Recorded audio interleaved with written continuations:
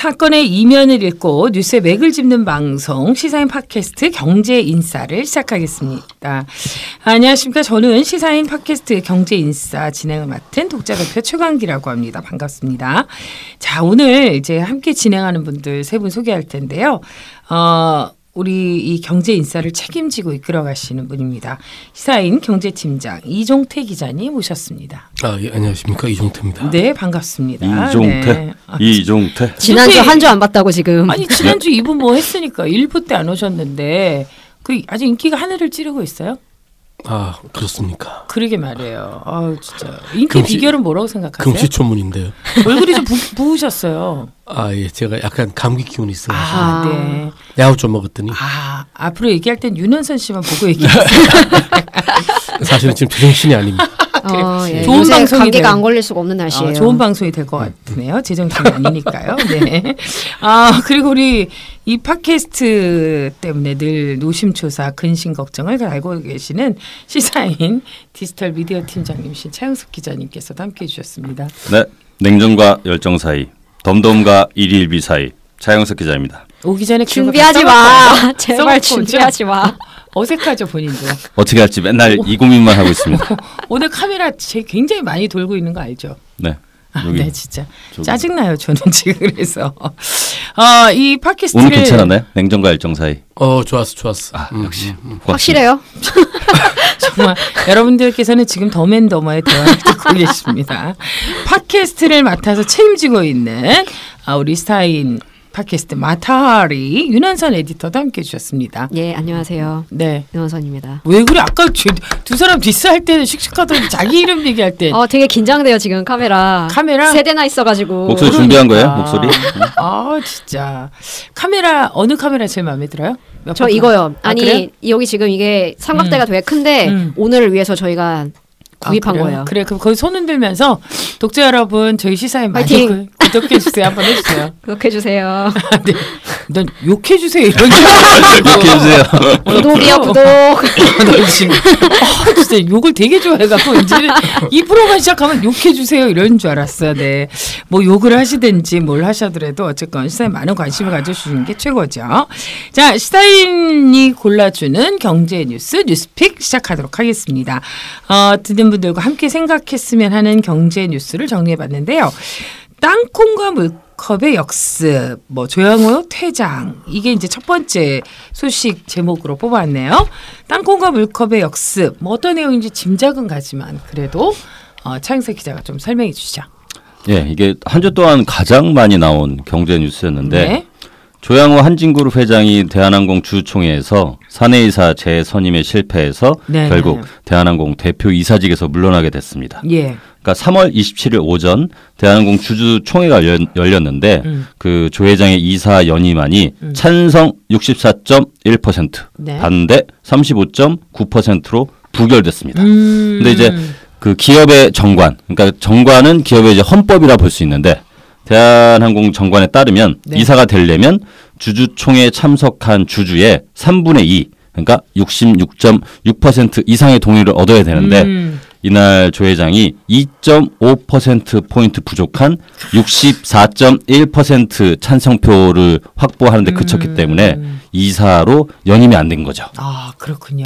그래서 이 재벌 총수가 이 회사 주주들의 선택으로 해서 이사진에서 이렇게 퇴출당한 건 이건 처음 아니에요? 사상 처음이죠. 그렇죠. 예. 이런 뉴스는 처음 본 것 같아요. 이 집안은 앞으로 땅콩 알러지가 있을 것 같아요. 대한항공 이제 땅콩 서비스 안 한다면서요. 물 대신에, 기사 보니까. 물 대신에 탄산수만 마시는 거 아니냐. 아주 그냥 부들부들하겠어요. 지금 분노해가지고만. 그러니까 그러게 말입니다. 조양호 회장이 이제 대한항공 대표이사가 된 게 1990년 4월이라고 99년. 99년. 네. 와, 진짜 오래. 어머, 99년 4월에 나 우리 아들 낳았는데요. 이 양반은 축하드립니다. 그 사람은 회장이 됐고 난 엄마가 됐고 나 진짜 엄마가 위대하죠. 네, 그래요. 엄마는 지금 잘릴 일이 없거든요. 웬만하면 좀 잘라줬으면 좋겠는데 20년 만에 대한항공 대표이사직에서 이제 물러나게 된 거예요. 보면. 그렇죠. 지금 조양호 회장이 2003년에서 2008년 그 대한항공이 납품업체들로부터 그 항공기 장비하고 면세품을 사들이는 과정에서 중간에 업체를 끼워가지고 이 중개 수수료를 챙겼다는 혐의를 받고 있어요. 그래서 회사에 274억 원의 손해를 끼쳤다는 혐의로 지금 기소가 돼서 재판에 지금 넘겨진 상태거든요. 네. 게다가 다 뭐 기억하고 있지만 오늘 사실 이 자리에 제가 소품으로 땅콩과 물컵을 준비하려고 좀 했었는데 오는 길에 사질 못했는데 아무튼 막 던지고 막 중간에. 근데 어쨌든 2014년에 그 조현아 전 대한항공 부사장이 그 다 알잖아요. 땅콩 회항, 네. 그죠? 그런 사건을 일으켰고 그리고 지난해죠. 그 조현민 진에어 전 부사장이 네. 이번에 물컵을 또 집어던졌다 해가지고 또 그게 문제가 됐었고 그리고 또 그 부인 되시는 이명희 전 이루재단 이사장 그 갑질 녹음 그죠? 막 공사장 그 옥상 같은 데서 막 소리 지르던 그거. 네. 네. 너무 시끄러워서 그래서 갑질 뭐 이런 게 있어가지고 공포 영화 생각나더라고요. 네. 네. 그래서 이 여론이 진짜로 별로 안 좋잖아요. 그래서 지금 그 이명희 씨하고 조현아 씨는 이 명품 등의 그때 밀수입 혐의로 맞아요. 올해 2월달에 불구속 기소된 상태예요 현재. 그래서 결국에는 뭐 어쨌든 조 회장이 그 지금 재판을 받고 있기 때문에 네네. 회사에 그 손실을 끼쳤다는 기업 가치를 떨어뜨렸다는 걸로 어쨌든 이번에 그 연임이 실패하게 된 거지만 네. 그 땅콩과 물컵이 결국에는 이렇게 역습을 하게 된 거죠. 네.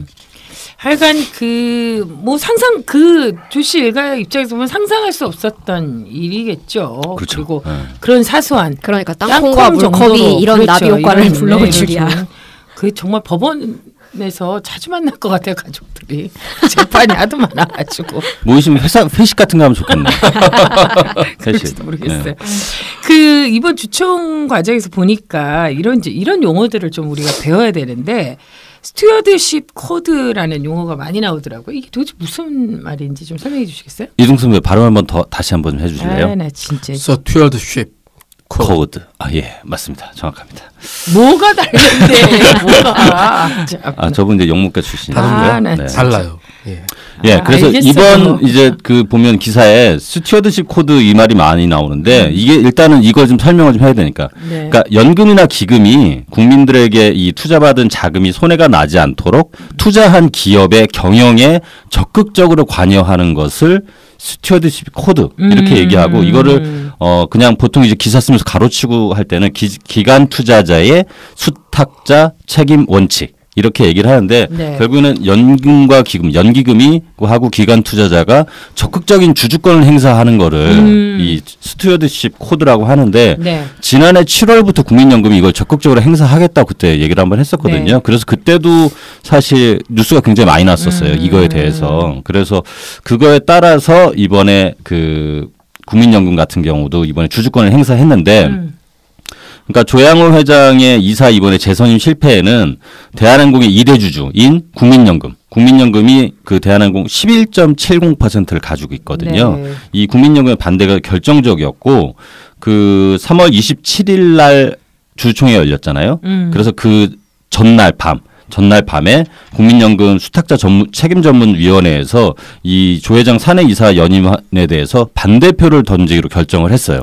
그래서 그거 논의하는 데 한 거의 이틀 동안 격론을 벌인 끝에 일단 조양호 사내이사 연임안에 대해서 반대하자 이걸로 결정을 했고 그 연임을 반대하는 이유는 조 회장의 기업가치 훼손과 주주권 침해 이력이 있다고 판단했다. 이건데 아까 그 얘기했잖아요. 그 274억 원 회사에 지금 손실을 끼친 혐의로 기소돼서 재판에 지금 넘겨진 상태라고. 그래서 이게 재판 결과가 확정되지 않았다 하더라도 기업가치를 훼손됐다는 점에 변화가 없다. 네. 그래서 이 기업가치 훼손 내지 주주권 침해 이력이 있는 이사 후보에 대해서는 반대할 수 있다는 규정이 있대요. 국민연금에. 그래서 이사 선임 반대하는 요건에는 이번에 그 합당했다고 그렇게 합니다. 사실 굉장히 이례적이었습니다. 그렇죠. 예. 국민연금이 이렇게 적극적으로 활동한 것도 처음인 것 같아요.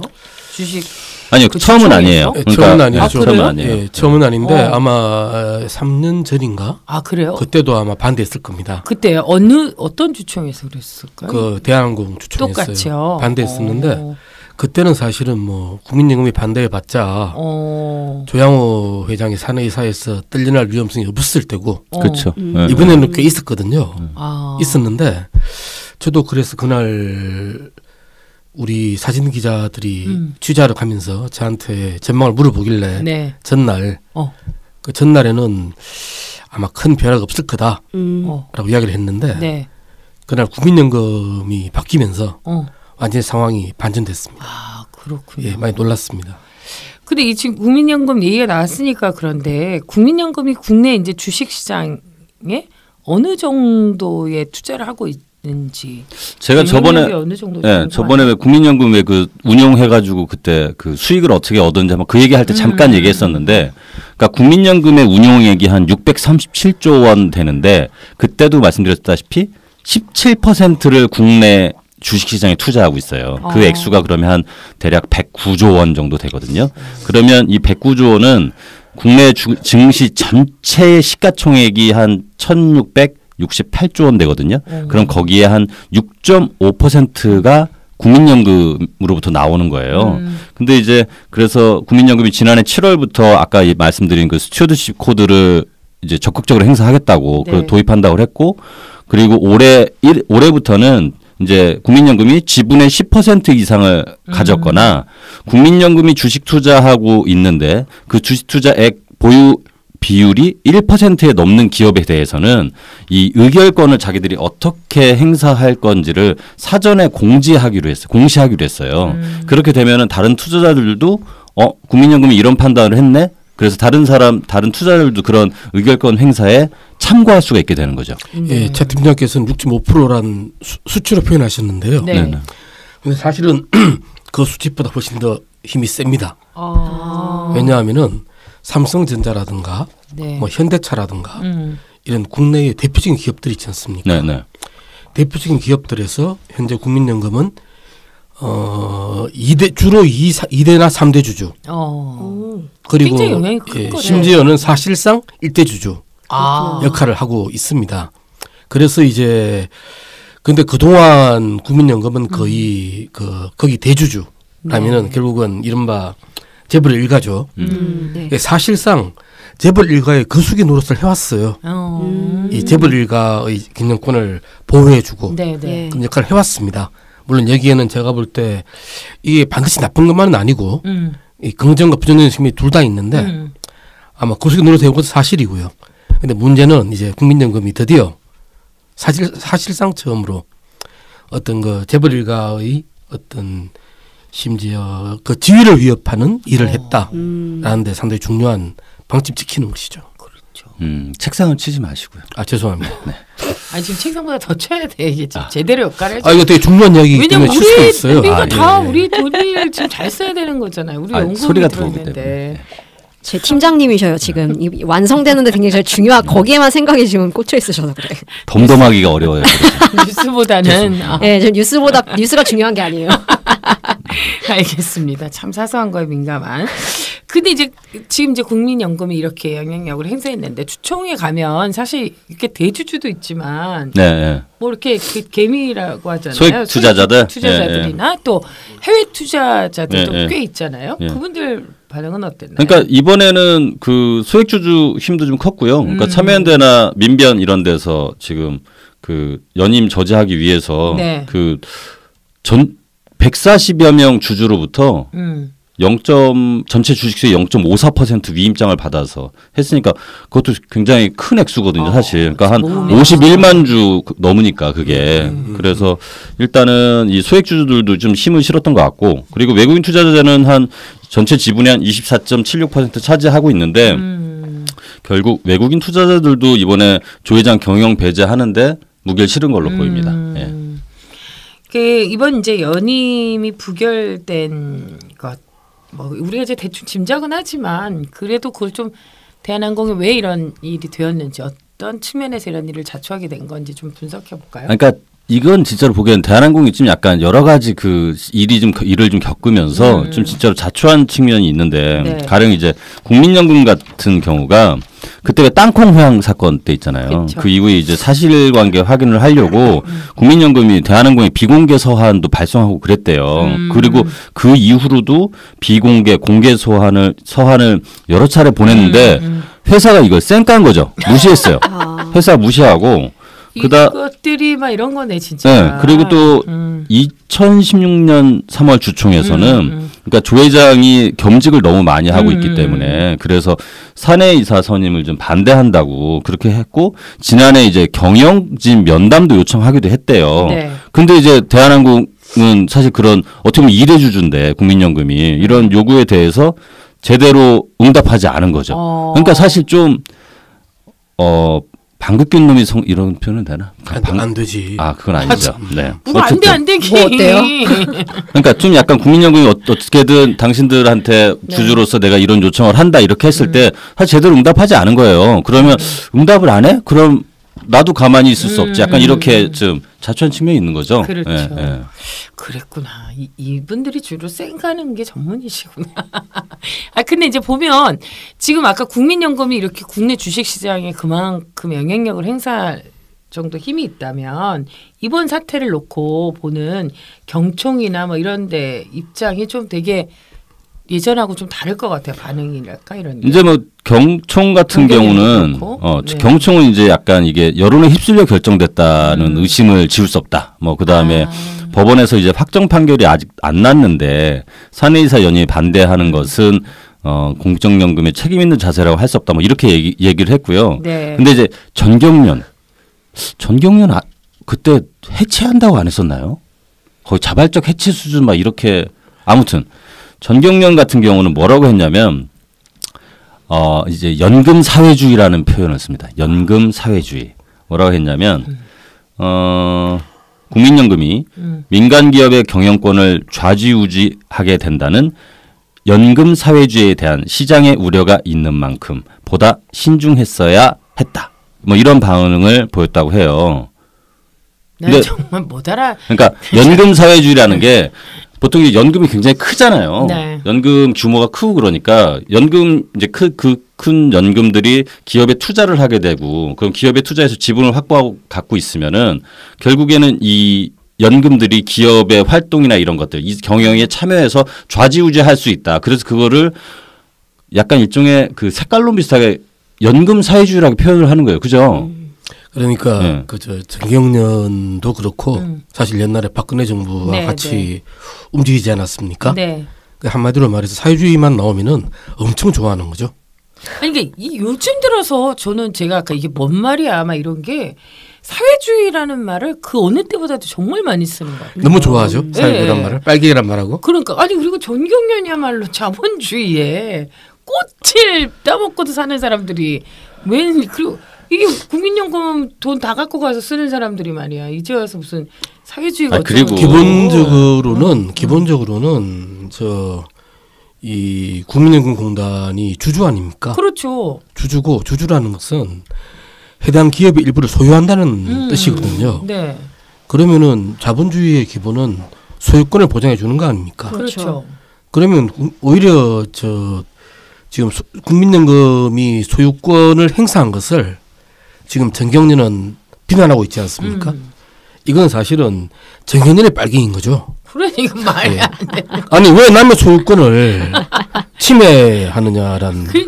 그리고 이게 보면 이번에 의결권 행사할 때 여기에 지금 보면 다른 나라 연기금도 이제 투자를 하고 있잖아요. 예를 들어서 그런 데서도 조양호 회장 이사직 그 연임에 대해서 반대를 했다고요. 다른 나라 연기금도. 그러면은 그런 걸 용공이라 그래요. 용공. 네. 그러니까 그게 만약에 이거를 연금 사회주의라고 얘기를 하면은 해외 연기금도 연금 사회주의인 거예요. 그러면 이 논리에 따르면 그 사회주의에 동조한 거지. 그렇죠. 왜 우리한테 짜증을 내? 차영석 기자. 진짜 물컵이라도 던져버리고 싶네 진짜. 누구한테 진짜. 저는 사실 이런 식으로 아무데나 사회주의 들이대면은 아니 진짜 되게 짜증이 납니다. 짜증나고 그리고 해외 이렇게 미국이나 뭐 이렇게 유럽 이런 나라에서는 횡령이나 배임에 연루된 그 최고 경영자는 90% 이상이 2년 안에 불명예 사퇴를 한대요. 아니 그러니까 지금 이렇게 있는 것 자체가 진짜 그지 황당한 거죠 사실은. 아니 근데 지금 뭐 계속 경영권 행사하겠다고 했잖아요 지금. 아니 이게 손을 완전히 뗀 건 아니라는 그러니까. 뉴스가 또 나와서 깜짝 놀랐어요. 우리는 보통 드라마 왜냐면 주총을 한 번도 안 가봤기 때문에 드라마에서 보면 주총에서 이게 아웃 시키면 막 이러면서 나가야 되는데. 근데 안 나간다는 기사를 보고 진짜 황당하더라고요. 이제 뭐 그 조 회장 쪽은 이제 지금 이제 대표이사직에서 물러나는 거기 때문에 미등기 이사로 이제 경영권을 행사할 거고 그리고 이제 이 여기 지배 구조가 한진칼이 지주회사잖아요. 그래서 그 조 회장이 한진칼의 대표이사기 때문에 그래서 대한항공에 대한 경영 참여가 가능하다. 그래서 일종의 불복하겠다는 의사를 밝힌 거죠. 그래서 이번 이야기 좀 해도 됩니까? 네. 그럼요. 예. 그러니까 이제 그날 너 오래간만이니까 좋다. 그러니까 이제 마음이 뭔가 편안해지고. 말하자면 그러니까 이제 말하자면 그 조양호 회장이 사내이사에서 그 떨어진 날 그날 대한항공에서 보도 자료가 왔더라고요.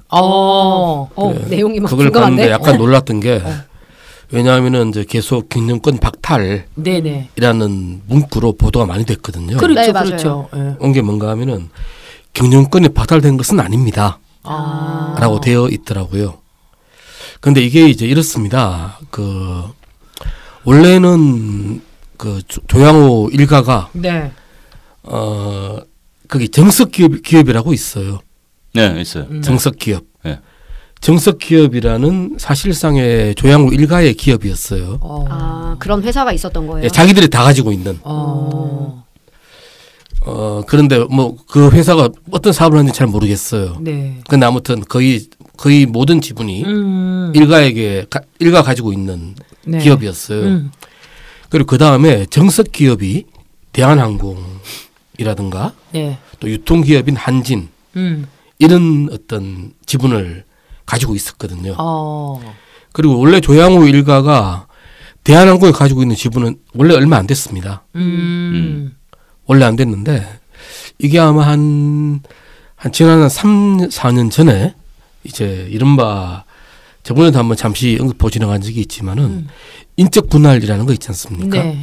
인적 분할을 하면은 아주 크게 돈을 들이지 않고 이제 이 경영권을 강화할 수 있다라는 말씀을 드린 적이 있죠. 그때 대한항공은 인적 분할한 거예요. 대한항공 인적 분할하면서 말하자면은 이 정석 기업의 자기들 지분하고 대한항공의 어떤 지분들하고 막 바꾸면서 이제 현재는 그러면서 만들어진 게 한진칼이죠.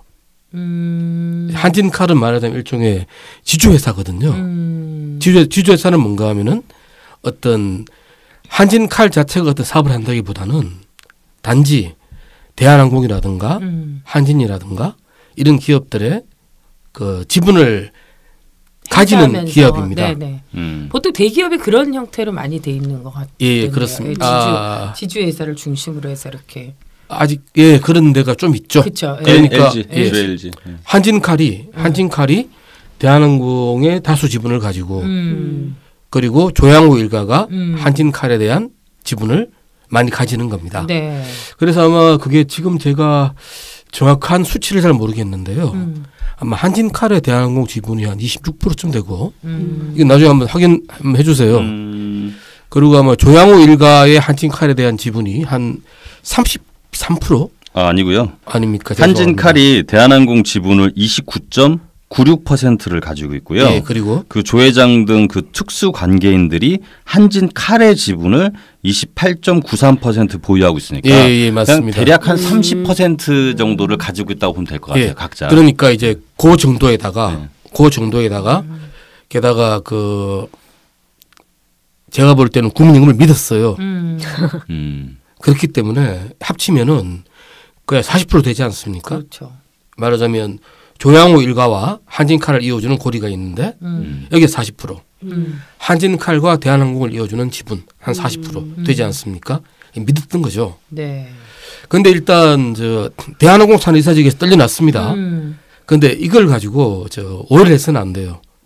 단지 대한항공의 경영만 못하는 대한항공에서 어떤 이사에서 물러난 게 된 거죠. 대표이사. 표면적인 경영만 못하는 겁니다. 또 당연히 경영 보수도 못 받고요. 그렇지만 여전히 대주주죠. 물론 간접적이지만 한진칼의 대표이사를 하고 있고. 한진칼의 대표이사라는 건 그렇지. 이번에 한진칼은 유지하게 됐죠. 유지하게 됐어요. 29일 날 아마 저 한진칼 주총이 있었는데 네네네. 거기에서는 그 조양호 회장의 지위가 유지가 됐습니다. 네. 그래서 사실 이렇게 되면은 사실 대한항공 이사직에 떨려난 거는 별로 의미가 없습니다. 게다가 그리고 지금 사내이사 지금 4명 가운데 이번에 조양호 회장만 주총에서 옷을 벗은 거고 그 아들인 조원태 대표이사 있고 그다음 기존의 사내이사들 그러니까 어쨌든 조 회장이 이렇게 영향력을 행사할 수 있는 오른팔 왼팔 네, 뭐 이런 그런 사내이사들도 활동을 하고 있고 그리고 이 사회이사들도 있는데 이분들이 대체로 그 조 회장 측근으로 평가가 돼요. 예를 들어서 뭐 그 이렇게 인척 관계로 연결되어 있는 분도 있고 그래서 지금 그래서 사실상 이렇게 어쨌든 대표이사직에서 그 대한항공의 대표이사직에서 물러났고 그래서 그 대한항공의 이사회에는 못 들어가지만 그러니까 일종의 뭐라고 할까 수렴 청정이 가능한 구조인 거죠. 그러니까 뒤에서. 그렇군요. 참 이게 씁쓸하네. 아니 그리고 무슨 기사 보니까 무슨 퇴직금만 800억 원 뭐 이런 기사 있던데 그것도 많은 얘기예요? 600억? 뭐 그 정도 어디 제가 본 기사는 600억 정도였던 것 같아요. 네. 뭘 하셔서? 와 800억, 600억 퇴직금이요? 네, 그 정도 될 거라고 뭐 이렇게 예상 기사가 있더라고요. 그럼 일단 퇴직금 받나요, 그분은? 받아야 돼요, 이종택 기자님?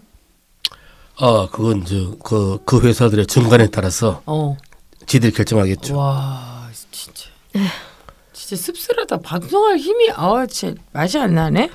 근데 일반적으로 사실 그건 수렴 첨정은 아니고요. 네. 무슨 말인가 하면은 한진칼 회장 아닙니까? 네. 그리고 사실상 대한항공은 한진칼의 자회사예요. 그렇죠. 네. 그리고 한진칼을 대표하는 사람이 대한항공 이사회에서 활동을 합니다. 수련 첨정이 아니라 사실상 뭐 조양호 회장의 뜻이 그대로 대한항공의 운영에 반영이 되는 것으로 봐야 되겠죠. 그러니까 우리가 대한항공이 익숙해서 그런데 사실은 우리가 이제 주총 끝나면 방어를 했다 이런 얘기를 하는데 한진칼에서 이번에 딱 물러나게 하거나 그랬다면 훨씬 타격이 큰 거였네요. 조영호 회장 개인으로 봤을 때는.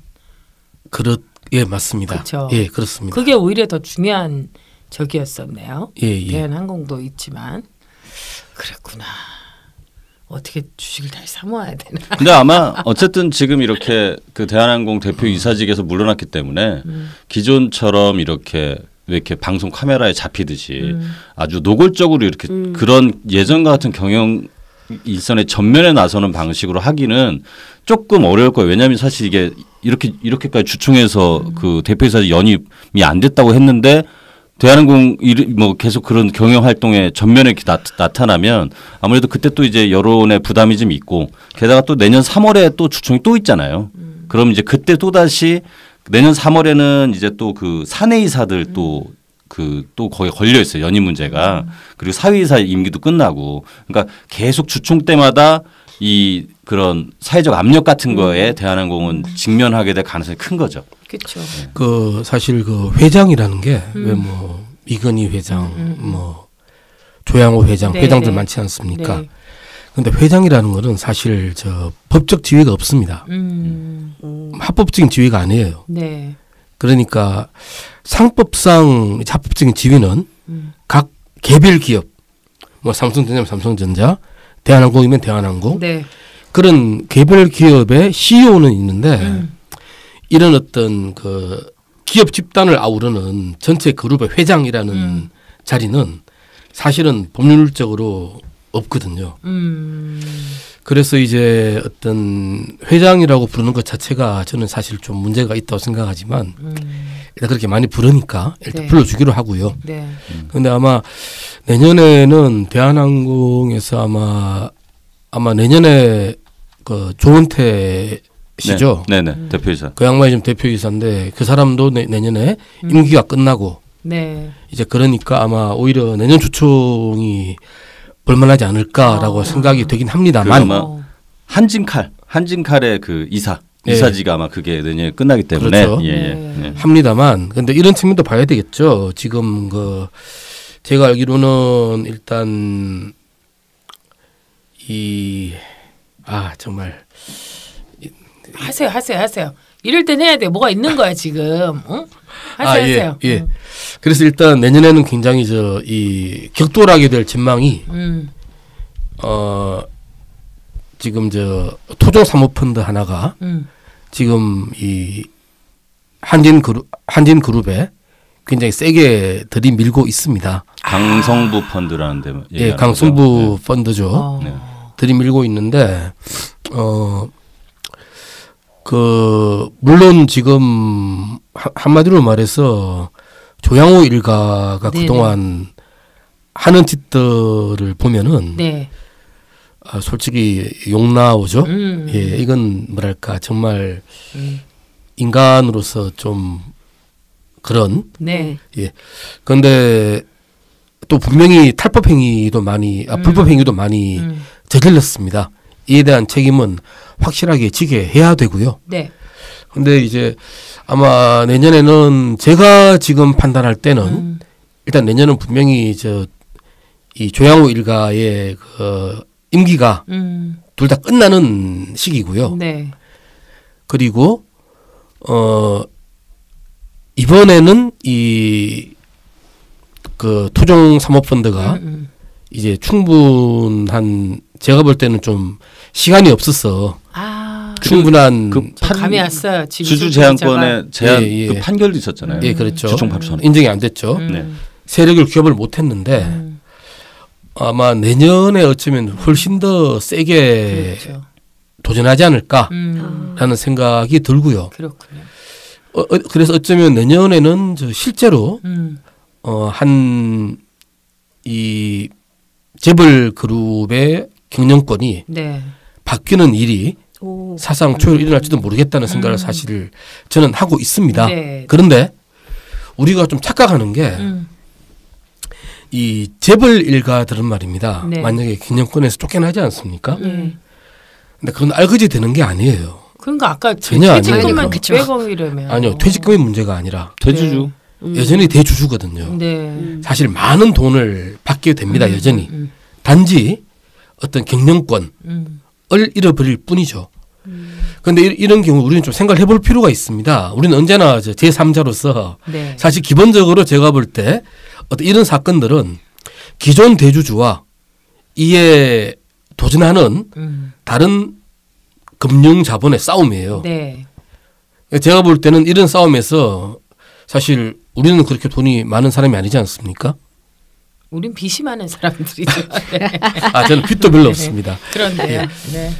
우리 제3자들이 판단해야 할 것은 단지 이제 어떤 기존의 권력이 무너지는 것을 고소해하는 수준이 아니라 이 싸움에서 누가 이기는 게 유리하고 그렇죠. 또 우리는 어떤 식으로 이게 작용을 할 때 이게 어떤 우리들과 한국 경제에 도움이 될까 이런 생각을 좀 해야 된다고 그러니까 지금 이중태 선배가 약간 애둘러서 계속 이렇게 얘기를 하는 것은 가령 이제 재벌들이 장악하고 있는 기업의 주주총회에서 그러니까 그 예를 들어서 재벌이 그러니까 굉장히 나쁜 짓을 많이 했다고 해서 결국 이제 할 경우에 근데 거기에 예를 들어서 해외 헤지 펀드 같은 그런 데들이 만약 둘이 격돌해서 그렇죠. 격돌할 경우에 가령 헤지 펀드의 요구나 이런 것들이 자신들의 배당이나 기업 그러니까 주주 가치를 높인다는 이름으로 자산을 매각하도록 하거나 아니면 배당을 굉장히 크게 요구를 하거나 이런 식으로 해서 실제로 기업이 성장할 수 있는 가능성이나 아니면은 기업이 앞으로 이렇게 장기적인 투자 자체를 하지 못하는 환경을 만들게 될 경우 만약 그런 경우가 생기면 그조차도 지지할 것인가 약간 이 얘기를 하시는 거 아닌가요? 어떻게 그렇게 내 마음을 그렇게 잘 알지? 아니 이미 얘기를 저도 우리가 지난번에 공부했잖아요. 또 엘리언 얘기하면서 다 들었잖아요. 그래서 저는 딱 그 얘기를 들으면서 어떤 면에서는 지금 앞으로 남은 1년이 이 한진그룹의 혁신의 중요한 계기가 되지 않을까. 이 시기에 자기 혁신을 통해서 경영의 어떤 새로운 이렇게 좀 방향을 제시하고 좀 더 이렇게 투명성과 이런 어떤 혁신성 이런 것을 제고해서 한진의 가치를 높인다면 여러 가지로 또 쓸만한 또 기업으로 여전히 남아있지 않을까. 그래서 지금 시간이 이렇게 많지 않아서 일단 이 부분에 대해서 일단 그래서 혁신 조치를 하나 발표했습니다. 네. 그 대한항공이 3월 31일부터 그 기내에서 제공하던 땅콩 서비스를 중단하고 엄청난 혁신이에요, 조만간 이거. 그 땅콩 성분이 포함된 식재료도 기내식에 사용하지 않겠다고 발표했습니다. 그러니까 땅콩을 왜? 뭐 땅콩 뭘 잘못했는데? 그게 바로 주주가치 경쟁이에요. 아 나 진짜. 물컵도 이번엔 좀 약간 종이컵으로 바꿔야 되지 않나 그런 조치를 하시면 어떨까 싶습니다. 이게 무슨 혁신이야? 아 진짜 웃기는 것들이야 좀. 하여간 이 우리 한층그룹과 관련된 이야기는 여기서 조영호 회장과 관련된 얘기 여기가 끝인가요? 네, 이거 끝입니다. 네. 콘텐츠 기업으로 변신하는 애플 이런 주제로 또 뭐 하나 물고 왔어요? 예, 이번엔 땅콩에 이어 사과입니다. 네. 애플인데요. 이것도 알러지 있어요. 아 진짜 사과 알러지 있어요. 있어요. 네. 저도 봤어요.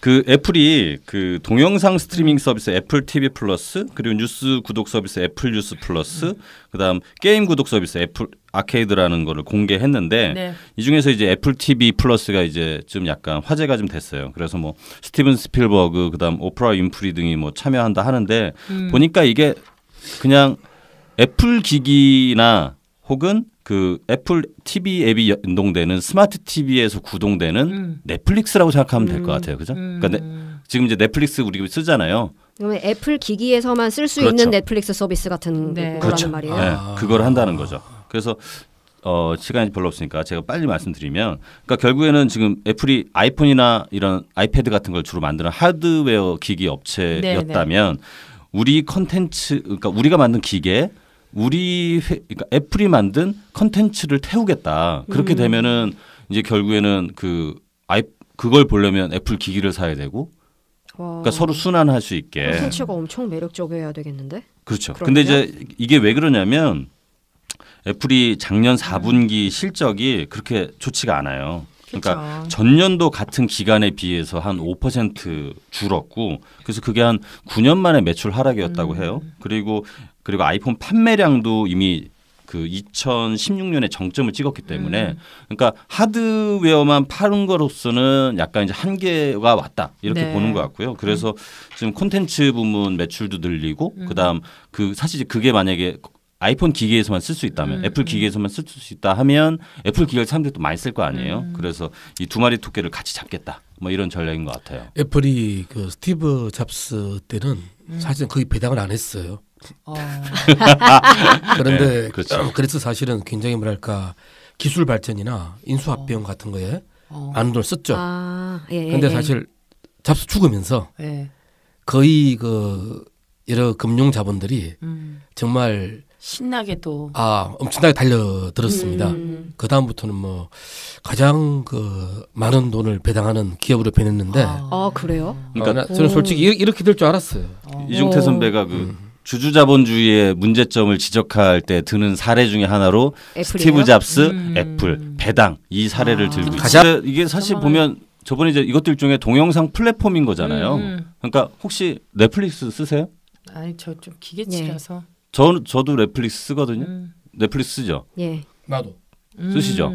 그리고 저는 왓챠도 써요. 정말요? 네. 그러니까 이 넷플릭스에는 없는데 왓챠에는 있는 영화들이 있어서 그래요. 그리고 예능 프로 같은 게 넷플릭스에 잘 없는데 왓챠에는 그렇게 또 보는데 많아서. 근데 이제 사람들은 이렇게 보통 플랫폼 어쨌든 이게 동영상 플랫폼을 하나만 쓴단 말이에요, 보통. 그렇죠. 근데 이걸 잘 안 바꾸게 돼요, 사실. 어지간하게 매력적이지 않으면. 근데 지금 이미 넷플릭스가 굉장히 꽉 잡고 있고 그리고 조만간 월트 디즈니에서도 이런 디즈니 플러스라는 이름으로 이런 그 동영상 볼 수 있는 그런 플랫폼을 내놓고 있고 그리고 지금 AT&T 미국에서도 AT&T에서도 그거를 플랫폼을 내놓는다는데 AT&T가? 네.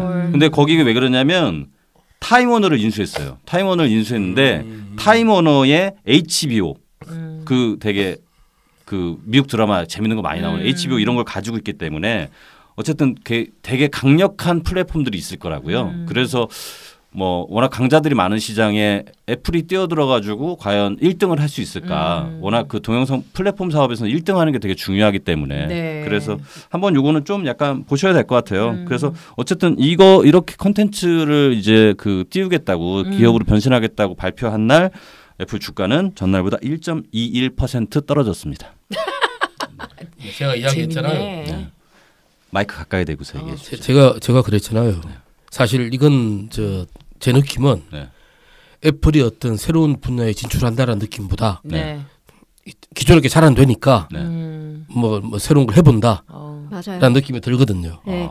저도 소비자의 입장에서 애플을 보면은 저는 아이폰을 진짜 오래 아이폰만 쓰다가 진짜 최근에 이제 삼성으로 넘어왔거든요. 그렇게 전환하기 어려운데. 그러니까요. 제가 이렇게 소비자 입장에서 보면 뭔가 애플의 그 가장 정점이 좀 끝났다는 느낌? 기업으로서의 그 가장 그 반짝반짝 빛나던 시절이 좀 끝났다는 느낌이 좀 그러니까 저희 집도 들더라고요. 저 빼고는 다 아이폰을 쓰는데 그게 아이폰을 한 번 쓰면 계속 써야 그러니까요. 보통. 근데 이제는 새로운 기계를 사고 싶지 않다 그러더라고요. 이미 뭐 X 뭐 5인가 X6인가 뭐 거기서 XS 거기서 다 끝났다고 맞아요. 막 그러더라. 기능은 그렇다 그러더라고요. 일단 너무 비싸. 메리트가 없다고. 아이폰. 야 뭐 삼성 건 안 비싸. 다 비싸지. 그것도 가격이 너무 비싸. 비싼 건 다 마찬가지인데 그래서 저는 잘 안 보여가지고 큰 게 제일 좋았기 때문에 핸드폰은 커야 되는데 일단 애플 건 너무 작아요. 그래서 어쨌건 지금 애플이 뭐 궁여지책인지 어떤 의미에서인지 이제 하드웨어 쪽보다는 컨텐츠 시장에 이제 눈을 돌리기 시작했는데 공교롭게도 그날 주가가 1.몇 %가 떨어졌다니 안심이네요. 왠지 안심보다는 치근하네요. 참 치근하네요. 그 오빠가 많이 그리워요, 진짜. 많이 투자하고 그러셨었는데. 별로 좋은 사람은 아니었습니다. 예, 알겠습니다. 그걸 오늘 많이 치네. 자, 이상 오늘 땅콩에서 사과까지. 그래요. 이상입니다.